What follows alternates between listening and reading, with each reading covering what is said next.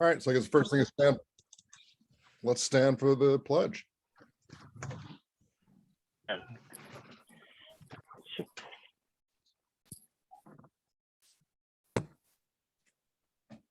pledge allegiance to the flag of the United States of America and to the republic for which it stands, one nation, under God, indivisible, with liberty and justice for all.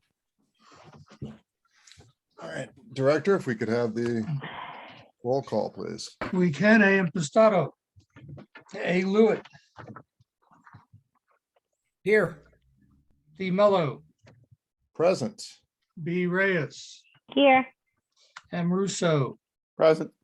J. Sanford. E. Seitzman. Present.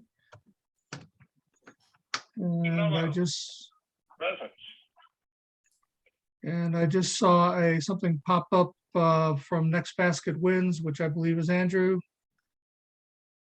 I think I just heard a faint Andrew. present, so. Yeah, I think he's getting on his Next Basket Wins. Where's Okay. an angel? Yes. Okay.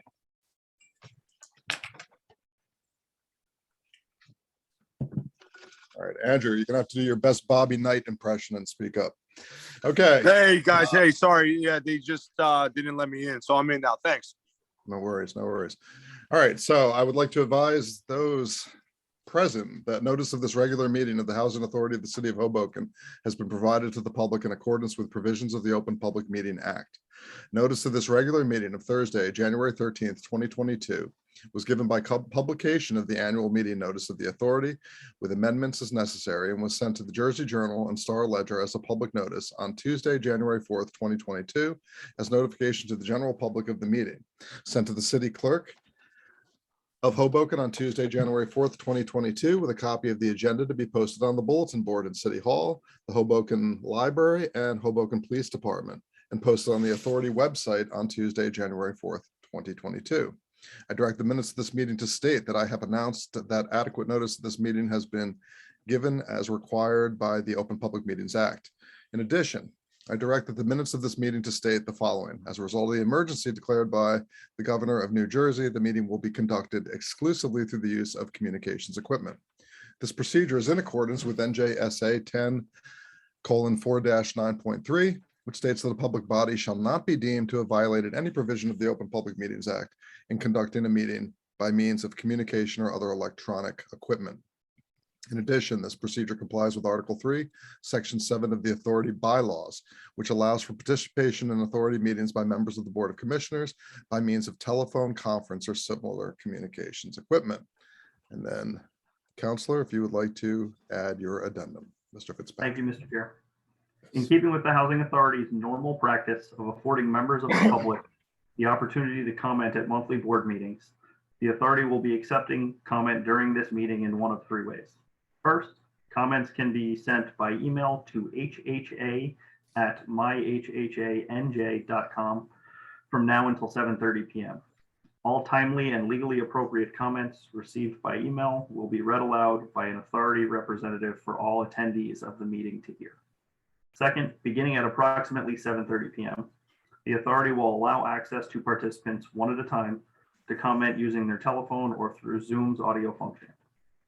Third, if you are participating in the meeting using Zoom from a web browser or smart device, you can submit comment using the Zoom Q&A function, which can be accessed by clicking the Q&A icon at the bottom of your screen. We require that any member of the public who wishes to submit comment using the Q&A function, please limit themselves to a single submission rather than submitting multiple brief comments. In the event that a member of the public submits more than one comment, only the first legally appropriate comment will be read aloud at the meeting. Any comment submitted after 7:30 p.m. will be rejected and will not be read aloud at the meeting. In addition, please note that while the Zoom video of this meeting is being streamed through Facebook Live, public comment will not be accepted through Facebook or Facebook Live. Any member of the public watching through Facebook Live who wishes to comment may do so by email, by telephone, or by using the Zoom Q&A function. Again, the email address is hha@myhhanj.com. And the telephone number is 646-558-8656, webinar ID 485-881-849. Finally, please be advised that the standard practice of the executive director and members of the board is to refrain from engaging in a back and forth discussion during the public comment portion of authority meetings.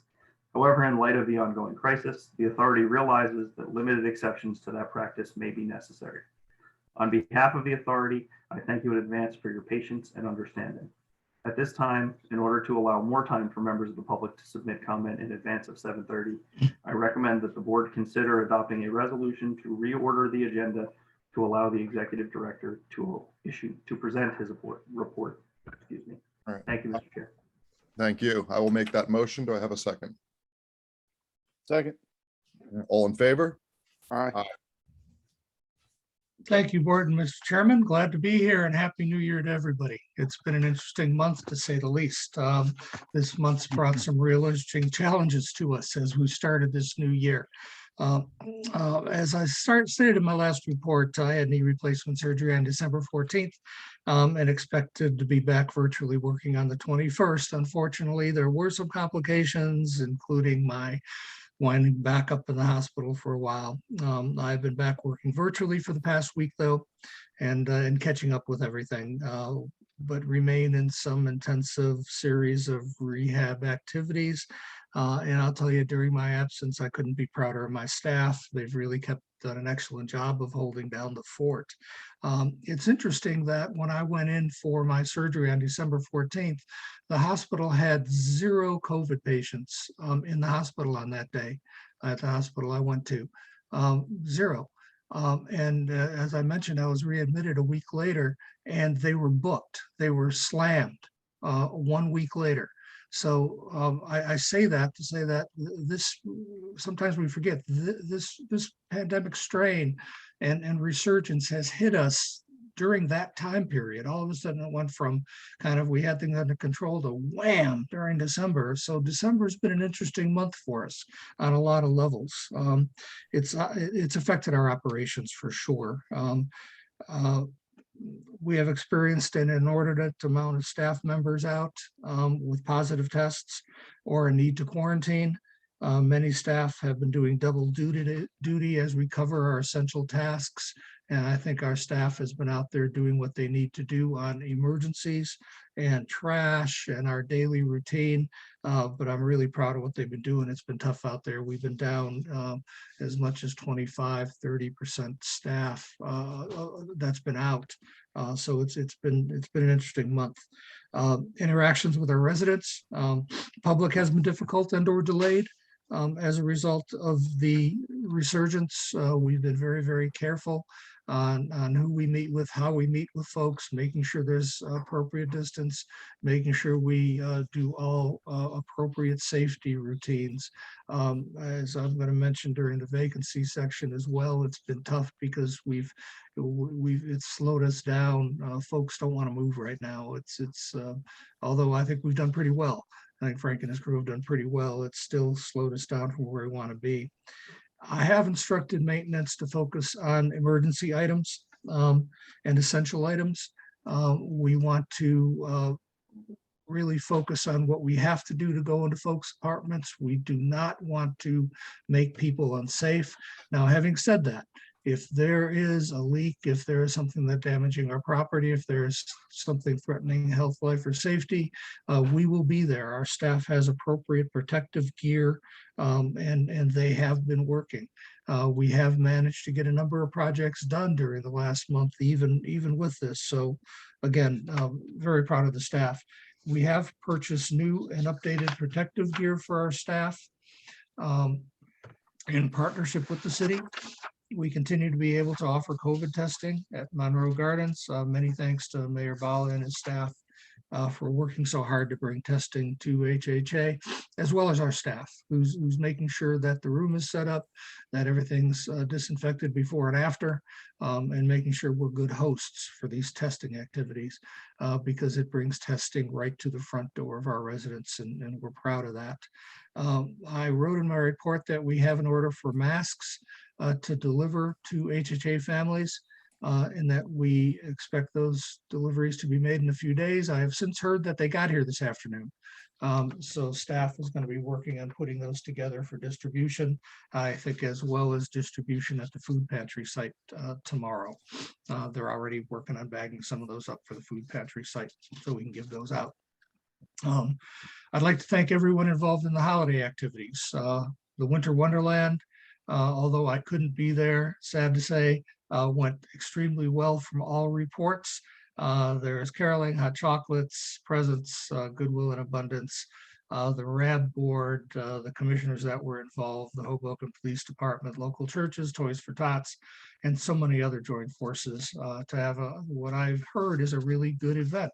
I understand a couple of our commissioners were there, and I know Erica was involved in the planning on this. Erica, you want to say anything about our Winter Wonderland event?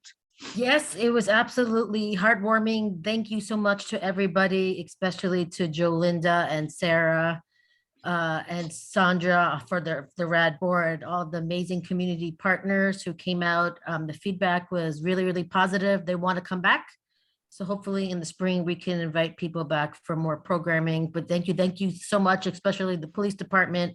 It was freezing cold, but everybody's heart was full. That's great. And I think that that focus on the Harrison Garden Courtyard, to have positive events at that courtyard, I think just brings good energy to it and helps us out a lot. So again, my personal thank you to everyone involved in that event. We did have successful holiday luncheons at our elderly and disabled sites. Hoboken Grace Church once again made the holiday brighter with their annual drive for presents to make sure no one went without a holiday present. Many thanks to Hoboken Grace Church, and Senator Brian Stack held his annual toy giveaway. This year held outside at the Harrison Gardens Courtyard, another positive event there with COVID in mind. Many thanks to Senator Stack and his staff. Tonight, I've invited the Tortigalis team to bring a status update to the board and to the public on our renovation and redevelopment Hoboken Housing Forward project. I will say a few things before then, that in addition, I'm requesting that the board enter a closed session tonight at the end of tonight's meeting to discuss various financial, contractual, and planning decisions that will need to be finalized over the next 60 days. So at the end of this meeting, I'm asking for that session so we can make some progress on those. We are working on with the planning team to bring a draft of the Hoboken Forward Housing Plan to you in February, with a hope for final adopted plan in March. Now is the time for that final input into the plan. There is still time for input and changes as we go into this home stretch. To that end, I am going to be requesting a special board meeting on January 27th. My printed report to you has January 24th. On the resident meeting and the special board meeting, I switched the dates. I'm sorry for that. That's my mistake. So the special board meeting I'm proposing is January 27th at 7 p.m. to continue the discussions we may well have today and tonight. So we'll have a chance to completely review where we are as of January 27th. And I would expect that another special board meeting along with our regular board meeting could be held in February to further review the plan and take as much time as we need to make sure that we've hit all the bases on this plan and we're in concurrence. In addition to that, as I just mentioned, we are going to be having a resident meeting, an open overall general resident meeting on January 24th to review the plan. That will be before our special board meeting, so we will have resident feedback and input to share with the board there. That will be an open forum in collaboration with Tortigalis and with the enterprise partners. We are developing. Date and Yes, time on that again, please? please. The date. So the special board meeting we're planning is January 27th, I know that, but what about the one for the residents? is January 24th. And what time is that? And I think we're going to be doing 6 o'clock on that meeting. Thank Would you. that be a Zoom or? It will be a Zoom. I Okay. think in light of what's happened here over the last month, as much as we'd like an in-person meeting, I am not comfortable with it. And I think anything we can do to encourage residents to get on would be great. We are going to be working on that survey. We have not forgotten about that. That was delayed definitely because of my delayed medical recovery. But our questions are in good shape. I'll be sending those over to Barbara tomorrow and working with Hopes on getting that survey out. Barbara, if everything goes right, maybe we can get that out next week with some response time in about 30 days. Okay. So we'll have that responses hopefully by the time we meet at a special board meeting in January. I'm sorry, in February. We will have the responses to our surveys. We continue to work with, and what I might do is at the very end, well, let's do it now. Troy and the Tortigalis team. We're talking about the renovation and redevelopment.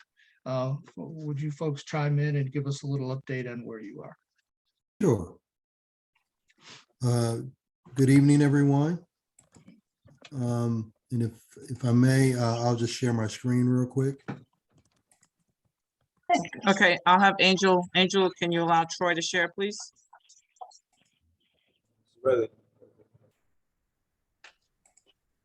Okay, great, thanks. So can everyone see my screen now? Yes. Okay, great. So, wanted to do that. Let's get it to do that. Okay. So, what we wanted to just show you right now is this is where we really left off with our plan previously. And this is where we're also going to need some input from you all, just so that, as Mr. Recco said, the goal is to be able to move forward to wrap up this process and have a document over the next couple of months. And so some of the things, and one of the things I want to say about this plan, and I believe we've heard it from you all, is having a plan, a vision that is provides flexibility, because as we go through this multi-phase process, we know that there are just things that may come up that we have to all react to, but it doesn't prohibit us. We still will stay on track with our goals that we've set, the principles that we've set with the residents of there being one-for-one replacement for the 1,354 units, as well as a strategy so that there's no displacement. And so one of the things that we would like to get direction from you all as we move forward with, just for this this plan here, establishing a look, because we want to go to the next step of being able to do some perspectives and provide precedent images of what these buildings will look like. Because right now, everyone is just looking at some block massing. It just gives you an idea of the massing of the buildings and how it relates to the surrounding context. And just so we're all on the same page, this is an image looking south. This is Jackson Street here. This line here. And then this is Harrison Street here. Mama Johnson Field is here. And so if you all will remember, one of the things that we had shown with our building heights was starting at 6 stories. The ground floor would be for parking because of our floodplain situation, but it's also something that would be screened by non-residential uses. There's one particular building in the back here, just because of the adjacent height of the buildings that you see here in gray. This is one exception where we believe that this should be 5 stories, but we would like to hear from you all. And then there's one building here that is just exploring the idea of 9 stories. But again, this is something where this is just a thought. It will have flexibility in it, because as we're thinking, this would be something that's in future phases. And just want to make sure that it's something that you all are comfortable with as we move to the next step of drawing, pictures to give everybody a better understanding of the plan. And so some of the key things that we'll need as we move through this process. And again, one of the things that the document will show is, and one of the things we're understanding is for some particular things, we want to provide a range. But one thing that we do want to understand is the unit mix that you would be comfortable with. Because right now we know that there's an existing unit bedroom mix, but then there's adjusting the mix. There's also the option of adjusting the mix for the current, under or over house conditions. Want to be sensitive to families, really to all folks, and just make sure that we're providing the right size housing. Again, the unit count range. We know we have a baseline of 1354. I will say that 200 of those units we all know have been addressed at Foxhole. So essentially we are talking about 1154 as that baseline. And then the question is, what are you all comfortable with as showing as if 1354 is the lower tier range, what's that number on the higher end that you would like to show in the document, or you would like us to show in the document? Same would apply to building height ranges. I know that, again, we showed one with 5-story, majority 6-story, and one with 9-story. But would also just like to get your direction on what do you think some of the other ranges should be, some of the buildings that probably would, you may want to go above 6 stories or not. Just would be good to get that input. And then I would say the other piece is phasing strategies, just to be able to understand that of this process of do we focus on addressing the 1154 first, immediately get that out the way, or do we look at a strategy that incorporates a mixed income approach as we go through the mid phases of this process? So I think once, those are really the 4 critical, I'll say, categories where I believe you will be going into closed session. If those are some where we can just come up with consensus from you all on the direction to move forward, then we can just continue to push forward with the concepts. Thank you, Troy. Does your team have anything else to present now? I know you're going to stay around with us for the closed session discussions. No, that's it at this time. Okay. So I'll stop sharing, unless you wanted me to keep this up on the screen for right now. Nope, I think we're good right now because I need to move on in my report. Okay. All right. Thank you, Troy. Thank you, Troy. And again, as we come into this final couple of months, we are going to have a number of meetings, and I think it's time for us all to focus in, answer the final questions. We do have a lot of work behind this concept. We've got financial work behind the concept that we'll be talking about this, the financing options that are really progressed.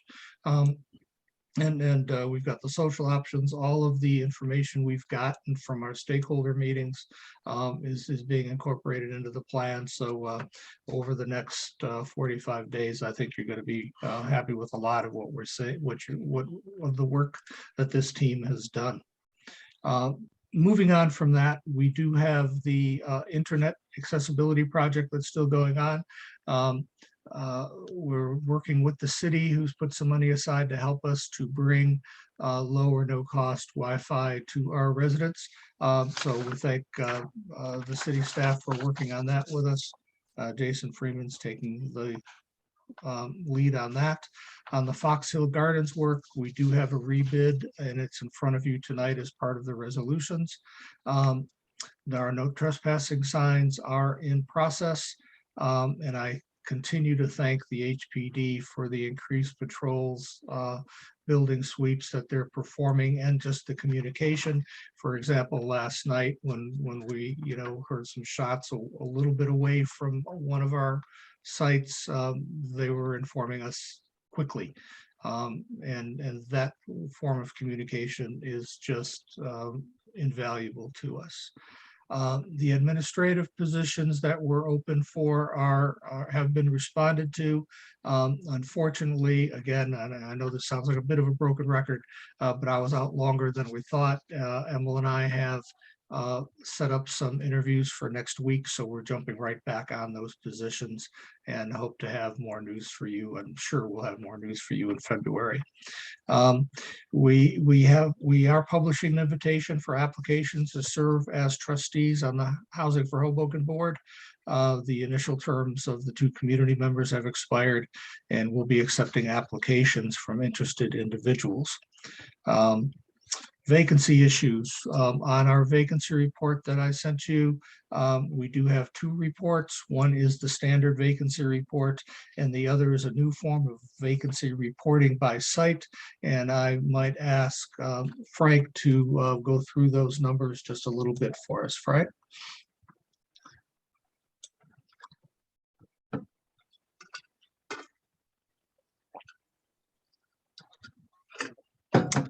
Frank, you're on mute. But before you start, Frank, I want you to pull one of those the guitar down and sing it to us. Don't threaten me with a good time. How many Don't tempt guitars them. you have up there? It looks like you got at least 3. It's like when you go to the mechanic, he's got all the tools. Every tool does a different job. He's a legit singer. My wife I don't know gets if everyone worried knows when I that. leave the house that I don't come back with another guitar. The next big event we have in the courtyard, I want you to be the headlining act. All right. That's good. I gotta say, while you brought that up, I had an opportunity over the holiday to sing for the seniors, and that really, to me, is something that brought so much joy, and to really see what that does for them, and just to see the rooms with faces and everybody's having a good time, and for a moment we're like really truly a family. And one of the things that I'd like to see for this year is to fill those rooms every day. Hopefully we can get lunches going every day for the seniors. And that's something that if we can get them to come down and eat, it's going to be something that we can then get services out to them. So that's something that I'd like to invite all the commissioners and everybody, if we can work on that together and how we can bring those lunches. And music is a big part. And believe it or not, it breaks a lot of barriers. It allows us to spend time together with each other and see each other in a different light. And I've always used that, Mike, as a tool. And I know that music has really nothing to do with housing, but at the end of the day, I think music has to do a little something with everything. So, Awesome. but back to the report again. All right. So, I like the director said, I know that we had lofty goals for the month of November and December, because we did have a serious push for maintenance. They got so many units ready for us.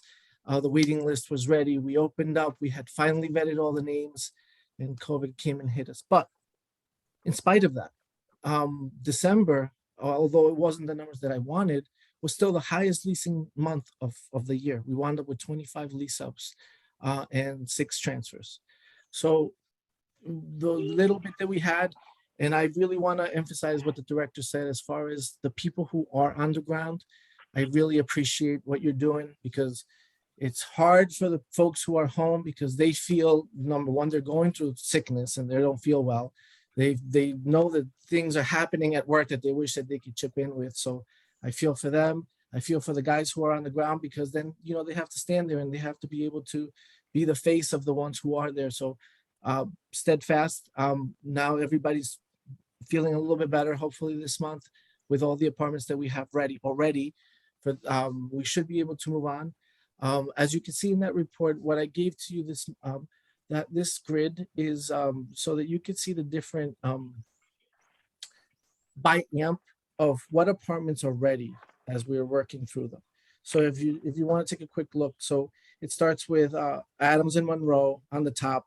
There are 22 vacants in that amp right now. There are 12 units that are ready to go. So we have people on the list, and now we have employees that are back. So we're gonna chip in between everybody. We're gonna get those 12, right? So we have 12 that are there. So that ready column represents how many apartments potentially, if we have the bodies in front of us, they can take keys. So my goal, that should be ready to go shortly. So as we're moving through that, really what I want everybody to look at is the final number, which is the 74. Those are the units that we're not in yet. We're not working on them right now because we're still working on the other ones. And those are the final push. Once we get to those 74, we're going to be working with Jackie and we're going to, and our local 55 team, and we're going to really push to get these units out because we have the list and we can now get those ready people kind of lined up. What we've been doing, one of the other columns that you see there is the assigned column.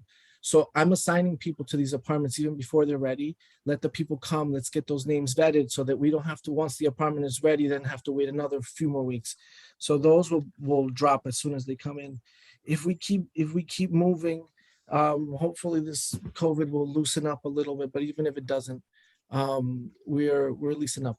And you could see it in the last 4 months, the trend line is upward. We did, so in September we had no lease ups. In October, then I think we had 7, and then 10, and then now we're at 25 for the month of December. So hopefully we can close this month out strong with the units that we do have on the ground, and then we just keep pushing forward. But I can't say enough for those who are on the ground. Thank you again, because it's not easy. And what I say to them is every day we show up, we win. So we just got to keep showing up. For all the ones that show up, thank you. And our 95% goal, Frank, we're looking at, we're at now a projection of what month to be at our 95% goal? March. March. Yeah. And So that's, it's doable. It really is. it is doable. It is doable. And we really appreciate your efforts. I think we will be there. We have gotten through a lot of hurdles over the past 6 months or so. And I think we're there. This COVID thing is just another hurdle with staff being out and people being reticent to move.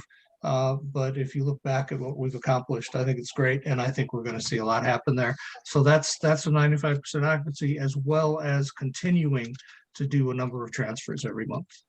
So we blast through that list as well. So questions on that, and to Frank. I'd like to make a comment if I could. I want to thank you, Frank, because your job is just such an important job to everything that we do. And, you've been doing just a fantastic job since you've come aboard, and you're really showing your stuff in recent months. So thank you. Yes. Director? Yes. Okay. I do. I have a question on the vacancies, and Frank, and I know Mr. Recco, you and I spoke about it. Maybe we can discuss during the week. But one of the things that I did today was actually put all the information on an Excel sheet, and it's just not. I don't know. I need to sit down for you guys to explain it. Maybe I'm not understanding it properly. For instance, and I remember there was 42 units that were offline. Are those that we asked HUD to put offline so we don't get penalized for them? Mm-hmm. Are those back online, or are those just still offline? Because I feel like the way the monthly report is sent on Word, you don't see every month. So once you put every month into the Excel sheet, you kind of can see where the inconsistencies are and what's changing and what's not changing. Yeah, So, and we may well look at for next month, do some type of Excel presentation. But I think there's a couple factors there. One is those 42 units have been completed. So they then go from the offline category into a regular pot of units that are there, that are being occupied. So a number of those units that were offline are already occupied. So they're now being rented. The other thing I think we're missing in that report that we need to work on is the X factor of how many move outs we've had, because that then moves the numbers on how many move outs there are. And of course, when you know that when you do a transfer, you wind up with another vacant unit on the other side. And I think we need to provide something to you to balance that out very, very clearly. And I think we would be, Frank and I would have talked about it. And I think I mentioned to you, Commissioner, that let's set up a meeting for next week. We can roll up our sleeves and really explain to you where we are and make sure we have a report that's not only completely transparent to you, but lets you and the other members of the board and the public follow it clearly, so there's no confusion. Because we tend to work with it every day and we understand it. Correct. But I think we could be clearer. Okay, thank you. Right. That was the only question I had for vacancies. Thank you, Commissioner. We'll work on that with you. Thank you. Special capital projects our New Jersey Housing Finance Project is, if you remember, we had the large change order that was approved, excuse me, by the Housing Finance Agency for Adams Gardens and Andrew Jackson. We did hold a pre-job meeting on that, and the contractor is mobilized. The Andrew Jackson work, because of the source of the funding, has to be the outside work because it is Hurricane Sandy money. So they are going to be starting work as soon as weather permits on exterior repairs, tuck pointing, brickwork, facade work, stairwell work where we have some leaning stairways going down into the cellars to attack those. Retaining walls as soon as weather permits. The other portion of that work is a complete redo of the boiler system at Adams. There is a lead time on those boilers of about 4 months. They have been ordered, so that work also will be done in the spring. And to complete a theme, the facade work at Monroe and Adams also has a long lead time. Because of what's going on the supply chains these days. And believe it or not, in order to get matching brick for Adams and Monroe, it's going to take about 16 weeks to get that brick here to Hoboken. So we've checked that. That is, we've looked at all the sources along with our architectural team. And it looks like we're going to be starting that work probably at this point in May. But it is there. It's ready. It's going to go. We're safe. We've got the walkway put up, so there's no danger to residents. But we're moving ahead with that project just as fast as possible. Management has been working with that reduced staff in December. With pre-approved holiday time and the holiday and the COVID, we've been making it through. Our hearts go out to the victims of the recent fire in New York. Just a huge tragedy. And I think it just emphasized to me and in my conversations with staff this week of just how important our jobs are. We have people's lives in our hands, and we need to consistently rise to that level of detail. And I think we do. What we try to do as a staff is make sure we're doing safety first, making sure that when the snowstorms come, we're out there salting. We get a little criticism sometimes for maybe getting out there early and salting when we hear there's a storm coming overnight. But we are very conscious of that. We don't want slips and falls, and we certainly don't want fire hazards happening. To that end, management's team is putting out a flyer to all the residents to emphasize fire safety, to make sure we're all keep cognizant of that, to make sure those fire detectors, smoke detectors are working, and that our doors are closed appropriately, and that if we're seeing any issues that we report them so we can take care of them. But again, our hearts go out there, and I think I know we take this very seriously, and we're going to continue to talk and train staff about these issues. Housing choice vouchers, we have those 5 vouchers out on the street. Because of the COVID crisis, we have extended the time that they can look for housing out there, and we've extended that time through February for those families. That is not only, it's certainly our decision, but it is also a recommendation nationally by HUD to give some extra time because folks are having a hard time during this COVID crisis. We do still expect to put out a new RFP in February for project-based assistance.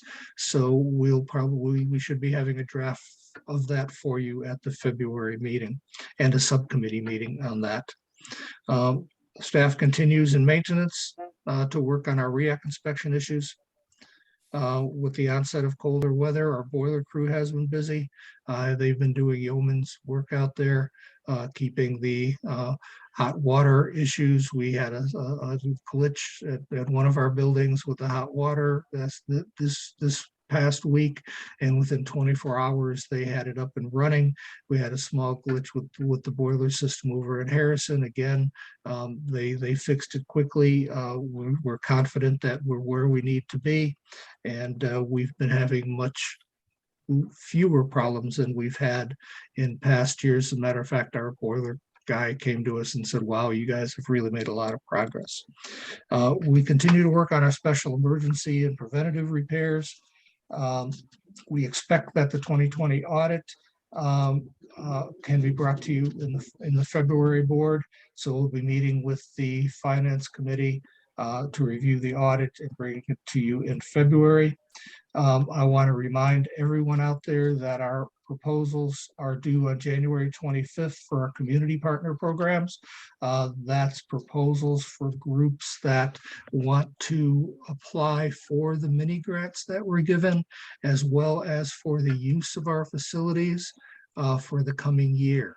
Now, again, you could apply for those and give us your proposals. That will allow the Housing Authority to cement your plans in with us and partner with us in a formal way. That does not mean clearly that if somebody has a good idea 2 months from now and we can accommodate activities such as through Project Rocket or other groups that want to come in, certainly we'll consider those. But if you want to do business with us formally, if you want to do something like, say, cement the use of the field for a certain time of the year, you really need to put in a proposal with us by January 25th. And we will be calling all of our known partners over the next week or two to ask them if there's anything we can do for them and with them. We've got the word out and we'll continue to work on that. We do have a resident services report that I've attached for your use, and that will be the end of my report tonight. Thank you so much.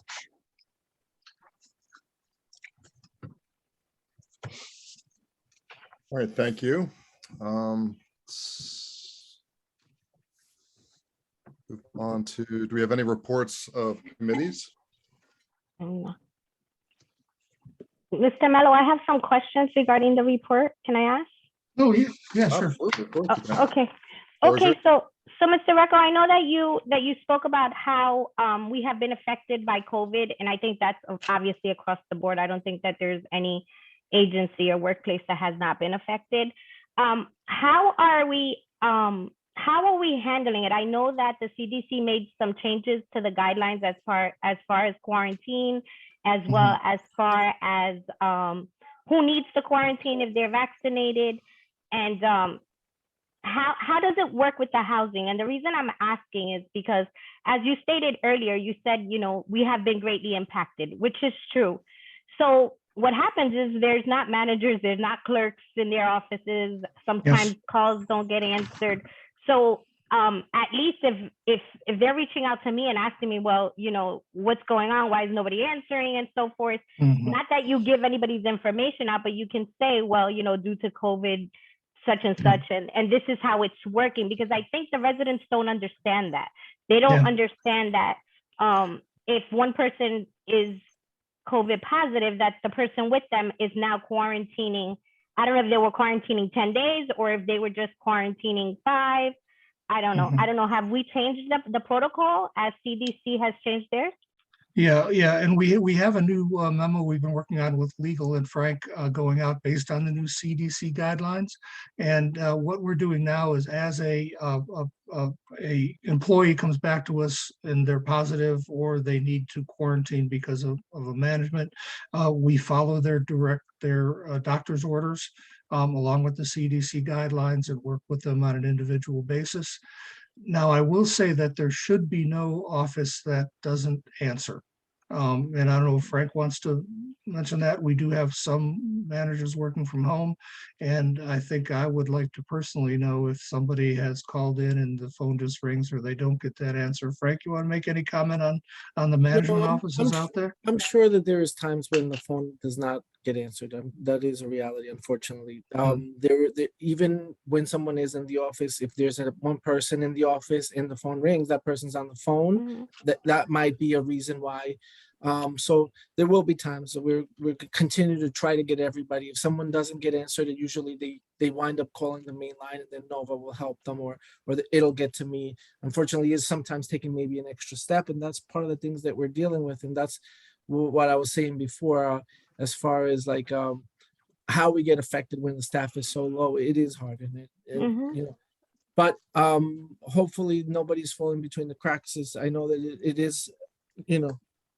Unfortunately, you know, it's no one's fault. I just wanted to understand the protocol because I know, like for instance, in our job, we've updated to kind of go with what the CDC has stated. Right. So now everybody's not quarantining for 10 days and then the office is left, you know. Right.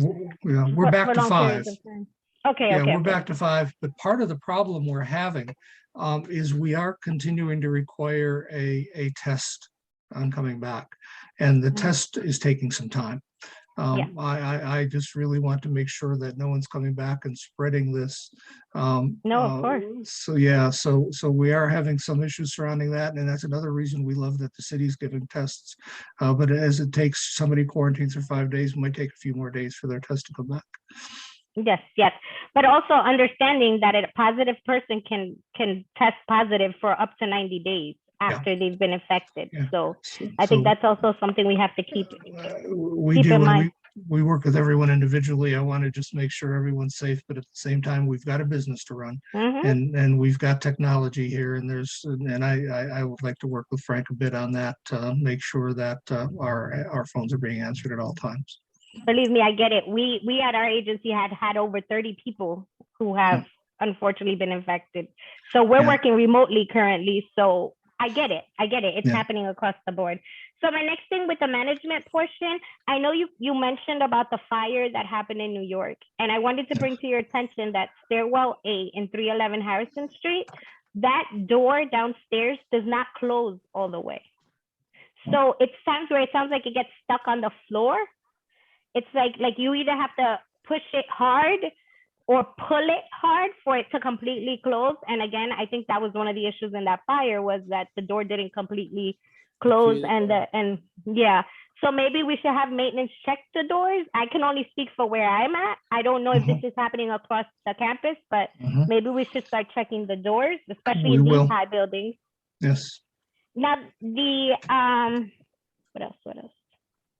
I wanted to say that for the snow removal, I was happy. I didn't get any complaints other than one complaint. And I don't think it was just one person. I think it was just the fact that Marshall Drive, where I want to say more towards like 5th Street and so forth, 5th and 6th. So when you call an Uber, where they're going is that little side street on the side. And that was not clean, like that area. So the residents had to walk through that area. So I just want us to keep in mind that maybe in the next time it snows, hopefully it doesn't snow as much, but we keep that in mind to at least make sure it's salted down and that you do make a little walkway, because the last thing we want is anyone falling and getting hurt in that area. For sure. Are you talking about that area as you come into Marshall? If you make a right, you'd head back toward our office? So if you come through 6th Street, let's say they're coming down 6th Street and then they're turning. So if you're calling an Uber, let's say for 560, the Uber goes around, and instead of going like, he doesn't go into the parking lot. He's like kind of waiting in that area for the individual to get to them. So that area, there's a little sidewalk there. So Mhm. that little sidewalk, I guess it wasn't clean, but what I'm thinking is how many people actually use it? Like, Yeah. I didn't even think about it till it was brought to my attention. And then I was like, okay, I can understand. So I can show you when I meet with you guys, like exactly Okay. where the area is, just to keep in mind, because again, we wouldn't want, it's still our property. We don't want nobody falling, slipping and falling. Absolutely, absolutely. And I love this word persnickety. We try to be very persnickety on our snow removal and salting and making sure there's no hazards. So if anyone sees it, we really appreciate it. Bring it to They our really attention. did do a good job across. I mean, I know from They do a good job. my area, I know you guys had a delayed opening, which was 11, and I want to say by 2 o'clock there was walkways everywhere, like in my Yeah. area where I could see, and that was, for a company who has had so many issues with COVID, to actually have their men out there and be able to do this in such like a few hours, because it is a big campus, was pretty good, and not to hear as many complaints as we have in the past. So thank you. Thank you, ma'am. That's it. Thank you. And Sammy's on the line with us today. Thank you, Sammy. Mhm. We appreciate you. He leads that charge. You're welcome. All right. Anything else before we move on? Any other questions from any other board members? All right. So are there any reports from committees that won't be covered in later parts of the meeting? Let's move on to. All right, so now we have to have the public portion because this is point of the agenda we moved to. All right. Are there any members of the public queued up to speak? We have no one so far. Okay. All right, and somebody had left a question in the chat, but I think they were in the wrong meeting. It sounded like Correct. a question for the school board. Yes. Which, if you ever thought that our Just going to board comment on that, had Mr. Chair. cankerous, yeah. I was just going to say, I was going to comment on that, that I think you made the correct decision, that was not within the purview of the Housing Authority Board and not legally appropriate. Yeah. And you told the commenter as such. Those who feel that ours are the most cantankerous meetings, there's clearly probably a more cantankerous one going on competing with us in the ratings. So we got that going for us today. All right. Moving on to, I don't believe there's any unfinished business, correct? If I could, Mr. Chair, no, just one none. second quickly, Lords, just to make sure, no emails received No emails. on comments. Okay, just wanted to make sure that was on the record. Thank you. Correct. All right, thank you very much. And I don't believe there's any unfinished business. Any unfinished business to be brought up? All right, then move on to reading and approval of the minutes of the previous meeting. So resolution 2022-01.01, a resolution to approve the minutes for the December 9th, 2022 monthly board meeting. I will make the motion. Do I have a second? Second. All right. Do we have any questions regarding the minutes from the prior meeting? All right, if we could have a vote then, please, Director. Impastato, Yes. A. Lewitt, Yes. D. Mello, Yes. B. Reyes, Yes. M. Russo, Yes. J. Sanford, E. Seitzman, Yes. All right, resolution number 2022-01.02, a resolution authorizing the payment of the monthly list of bills for the Hoboken Housing Authority. I will make the motion. Do I have a second? Second. Thank you. Do we have any questions regarding the list of bills this month? I have a question. Yes, Mr. Impastato, the floor is yours. I saw there was a cost for the mold inspections. Is there any results back from that mold inspection that we can get our hands on? Sure. Well, Frank, you want to address that? Because you know the specific ones that they went to. I believe that was Frank's baby. Yes, we have reports. I can get you some reports on that. What's Although the all the overall? reports that came back a negative for the harmful airborne mold, which is our main concern. I know that a lot of the times, what they're seeing in the humidity in their walls looks like, needs spackle work, but in their mind, it's mold that can affect them. So I just wanted to make sure in cases where we've seen it and there was concern and they had expressed that they would like to have a mold study, we just did it for peace of mind. And fortunately, so far, we've never got one that came back with something that we had to take an action on. Right. Like often, okay, go on. No, so go on, there's never, Commissioner. has there ever been a positive result from a mold inspection? Not yet. I think we've done 3, right? And I think all 3 were negative. Absolutely. And since I've been here, we've done some in the past too, a few years ago, and we never got a positive. A lot of what people see are, for example, you might see that mildew that's at the corner of your tub where the caulk line is. And some of that's mold. Well, that's not mold. That's a mildew issue that can be cleaned. I, for example, wind up in one of my bathrooms that I get that mildew up on my ceiling every so often just because of the humidity. It gets wiped off easily. So, but if somebody is concerned, particularly if somebody brings in a doctor's note or there's a worry about mildew affecting health, we will send out somebody to do an air quality check, because we want to be sure and we want folks to have that peace of mind. When we get the results back, we share them with the resident to make sure that they understand what that process is. And if I could say one more thing, those were requested by the tenants. So the tenant requested to if we could have a air quality study.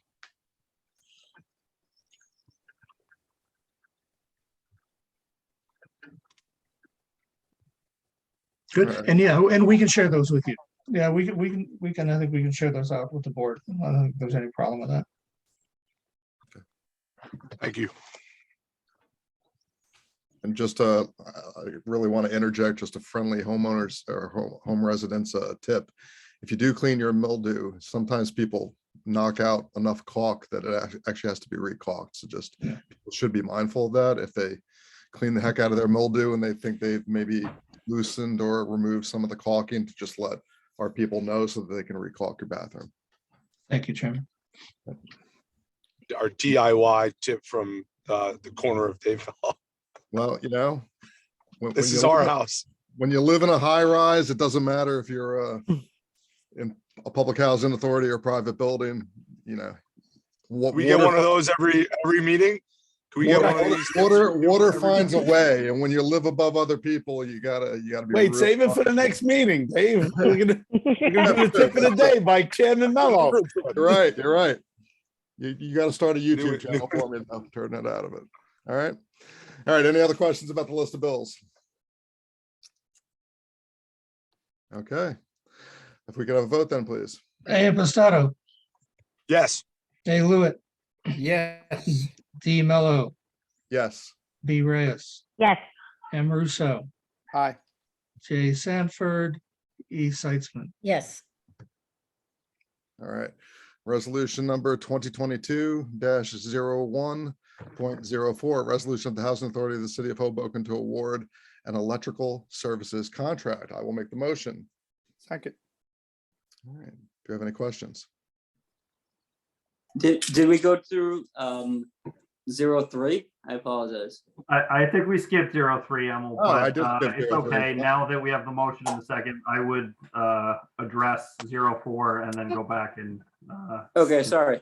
Okay, my That's okay. apologies. Good catch. No, it's fine. All right, so any questions around 04 before we progress back to 03? If we could have a vote on 04 then, please. A. Impastato, Yes. A. Lewitt, Yes. D. Mello, Yes. B. Reyes, Yes. M. Russo, Aye. J. Sanford, E. Seitzman. Yes. Guys got me thinking about home improvement tips, and people should never do their own electric in a high rise or a mid rise. All right. Resolution number 2022-01.03, a resolution of the Housing Authority of the City of Hoboken to award a contract for Foxhole Gardens kitchen and lighting alterations. And I'll make no comment on that. All right. Motion, do I have a second? Second. Second. Question. Yes. I didn't look at the scope of work on this, but I'm hoping that we have lighting that goes on the bottom of the upper cabinets so the senior citizens can observe what they're doing in terms of cutting and washing better. So we will have a pre-job meeting on this coming up, and I would welcome your input at that pre-job meeting. We'll make sure you're aware of it and come on over. Okay. Not just seniors, Aaron.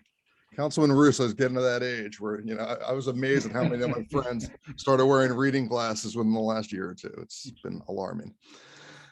All right. Can we have a vote then, please? A. Impastato, Yes. A. Lewitt, Yes. D. Mello, Yes. B. Reyes, Yes. M. Russo, Aye. J. Sanford, E. Seitzman. Yes. Okay, then resolution number 2022-01.05. Resolution of the authority of the city of Hoboken to award a contract for computer maintenance services. I'll make the motion. Do I have a second? Second. All right, do we have any questions about the computer maintenance services contract? This did go through committee, and the proposals were evaluated, and Angel Consulting was the clear winner. Okay, great. All right, if we could have a vote then, please. A. Impastato, Yes. A. Lewitt, Yes. D. Mello, Yes. B. Reyes, Yes. M. Russo, Aye. J. Sanford, E. Seitzman. Yes. All right, I don't believe there's any new business today. Is there any new business? No. Mr. Mello, can I just say something? Are we going in closed Yes. session right after this? Yeah, we are, because we're Okay. gonna give Torty Gallus some feedback, and that's most appropriate to do at this stage, in a closed session. Okay, I just wanted to say that I wanted to thank Frank for working so hard on making sure that the rental assistance flyer went out to every resident. I know that today I was swamped with questions in my email about what they need to bring and so forth. So the county is going to be at the Hope site on January 26th from 9 to 3 p.m. to assist the individuals with completing the application. And as far as if they don't have all their documents, then they could always come back to us. We'll upload it and get it to them. So this way they don't have to go directly to the county.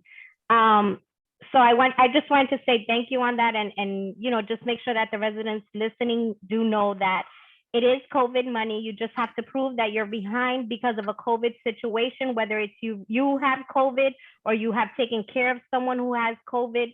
Any of that is accepted. You just have to have the documentation and the proof that that's happened in the household, and they will assist you. So, I mean, it's a great program. I think it's needed, and we're making it as easy as possible for the residents down here to take advantage of the program. So, and it's not just for anyone down here, anyone in the city that needs it as well. If you guys know anyone that may need it, be in need of it, just they're also welcome to stop by the office and apply.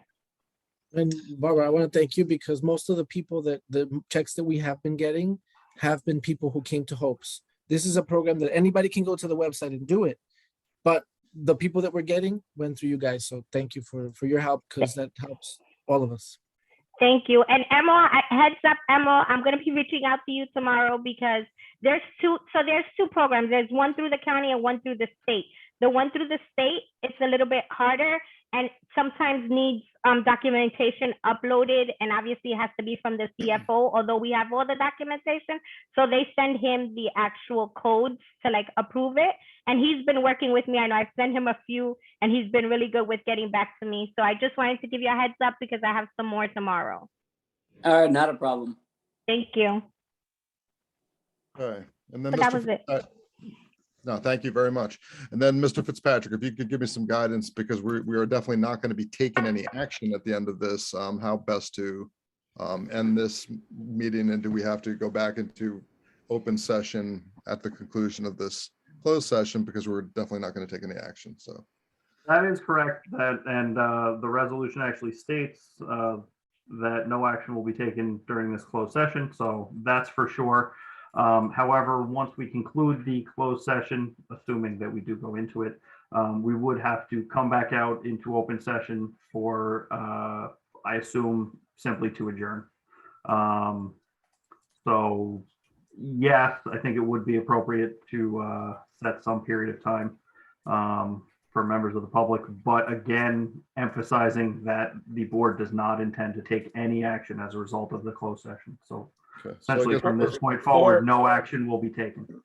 Or any action other beside that as well, right? So anyone who's Right, on exactly. here who wants to kind of jump off, they don't have to wait around for the closed session to end, Right. just to hear us say motion to adjourn. Exactly. The intent, as far as I understand it, is that no action will be taken as a result of the closed session, no other action, and it will simply be for the purposes of adjourning the meeting. Okay, great. All right. Well, with that being We've said, done that in the past, Chair Mello, Yes. and we have approached it the way that was just described, which is to make it clear to the public that we're going to go into a closed session, we're going to have discussion with no further action taken with respect to that or anything else. And when we come out, we will simply adjourn. And in those cases, we haven't had the public actually return to the phone call. Mhm. all right. So I guess with that being said, the next thing to do is to vote on the resolution, correct? So resolution number 2022-01.06, a resolution of the Housing Authority of the City of Hoboken to enter into closed session to discuss issues presented in the repositioning of the authority's public housing. I'll make the motion. Do I have a second? Second. All right. Any questions regarding this resolution? All right, if we could have a vote, please. Passato.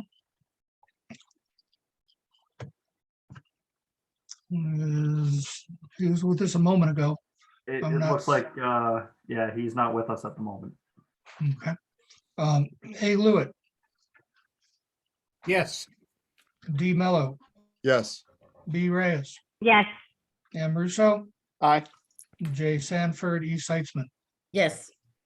I would like to say that I would like Lourdes and Emil and Frank to stay because they are an integral part of our planning process. And love you, Sammy and Jackie, and thanks for being here. But you're officially released. I'm sure their heart's not broken about that. Mhm. Have a good night. Yeah. Good night. Thanks. Good night. Good night. Have a good one. Okay. We So- should also have Angel confirm that all of the public has left. Well, we have to stop the recording that's going live on Facebook right now. Give me 1 second to Correct. the recording. Sure.